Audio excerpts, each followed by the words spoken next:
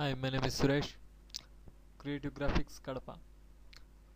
Today I am going to tell about text tool in Adobe After Effects CS3. So ఈ tutorial తెలుగులో ఉంటుంది.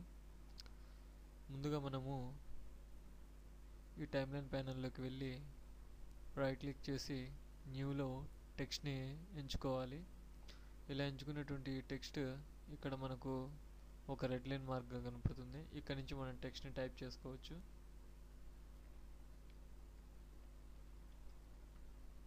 Okay, like this. ఇప్పుడు move tool select చేసుకోవాలి.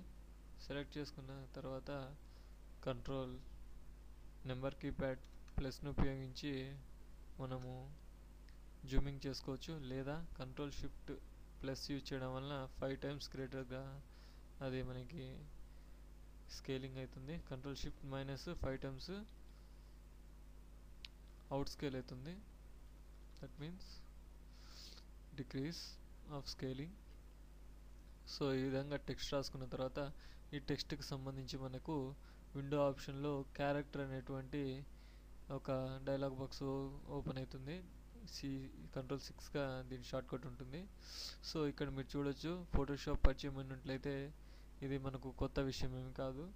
Character టెక్స్ట్కి సంబంధించినటువంటి fonts కానీ colour కానీ దానికి సంబంధించినటువంటి capital letters, small letters, underline words, ఈ విధంగా మనకు వగేరాల చేంజెస్ అన్నీ కూడా ఈ క్యారెక్టర్ డైలాగ్ బాక్స్లో చేసుకోవచ్చు.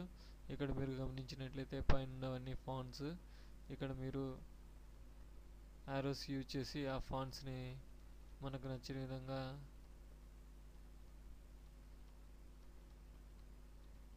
టైప్ చేసుకోవచ్చు. అలా అయితే నచ్చిన విధంగా మనం సెలెక్ట్ చేసుకోవచ్చు. ఇది వచ్చేసి the style of font. Okay, ఇక్కడ మనకు కలర్ని సెట్ చేసుకోవచ్చు. మన టెక్స్ట్ ఏ కలర్ ఉండాలి అనేది మనం ఇక్కడ నుంచే జడ్జ్ చేస్తాము. Okay, like this. Okay, right. For suppose మనము ఫోర్గ్రౌండ్ని బ్యాక్గ్రౌండ్గా యూజ్ చేసినట్లయితే బ్యాక్గ్రౌండ్ని ఫోర్గ్రౌండ్గా యూజ్ చేసుకోవచ్చు ఇక్కడ. అయితే మీరు ఇక్కడ గమనించవచ్చు, this is foreground and this is background.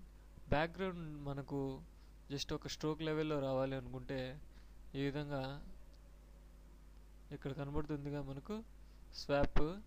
ఈ స్వాప్ను ఉపయోగించి ఈ విధంగా మనకు అవుట్పుట్ రాబట్టుకోవచ్చు. ఫర్ సపోజ్ మనం ఇక్కడ పైన కలర్ మార్చినట్లయితే మనకు స్వాప్ చేయడం వలన ఈ విధంగా కలర్ వస్తుంది. ఇదొక మంచి ఉపయోగం. ఓకే, తర్వాత టెక్స్ట్ సైజ్ పెంచుకోవాలనుకున్నప్పుడు ఈ విధంగా టెక్స్ట్ సైజ్ని మనము అడ్జస్ట్ చేసుకోవడం జరుగుతుంది. ఓకే, ఆల్ క్యాపిటల్ లెటర్స్ కావాలనుకున్నప్పుడు మనకు ఇది యూజ్ అవుతుంది. ఇక్కడ మనకు ఇలా ఆన్ చేసి పెట్టేసి తర్వాత టెక్స్ట్ టైప్ చేసుకుంటే టోటల్గా మనకు టెక్స్ట్ క్యాపిటల్ లెటర్స్లో ఉంటుంది. ఓకే, టెక్స్ట్కి సంబంధించి మనకు టెక్స్ట్ తర్వాత ట్రాన్స్ఫార్మ్